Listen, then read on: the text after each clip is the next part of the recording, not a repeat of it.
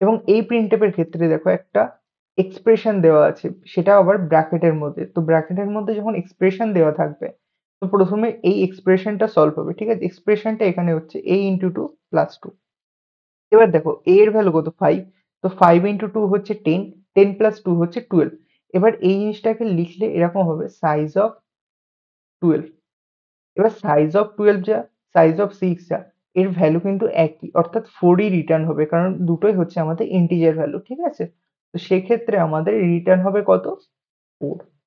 এবার এই printf এর ক্ষেত্রে কিন্তু একটু আলাদা হবে বিষয়টা, কারণ এই যে এটা আছে, এক্ষেত্রে কিন্তু কোনো ব্র্যাকেট দেওয়া নেই। তো সেক্ষেত্রে আমাদের সাইজ অফ অপারেটর প্রথমেই a এর ভ্যালুটাকে রিটার্ন করে, সাইজ অফ a মানে 4। তাহলে 4 ইন্টু 2 অর্থাৎ 8, 8 প্লাস 2 হচ্ছে 10। তো printf কত রিটার্ন করবে এই লাইনটার ক্ষেত্রে, 10।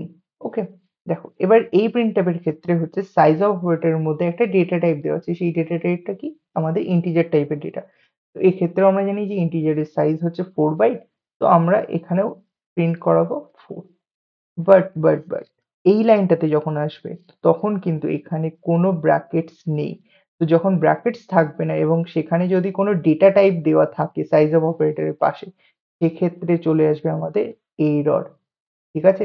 তো পুরো এই কোডটার মধ্যে এই লাইনটাতেই হচ্ছে আমাদের কম্পাইলার একটা এরর দিয়ে দেবে। এবং কেন দেবে এটা আশা করি বোঝা গেছে। যখন কোনো ব্র্যাকেটস ছাড়া ডেটা টাইপ দেওয়া থাকবে সাইজ অফ অপারেটরের পাশে, সেক্ষেত্রে আমাদের এরর আসবে।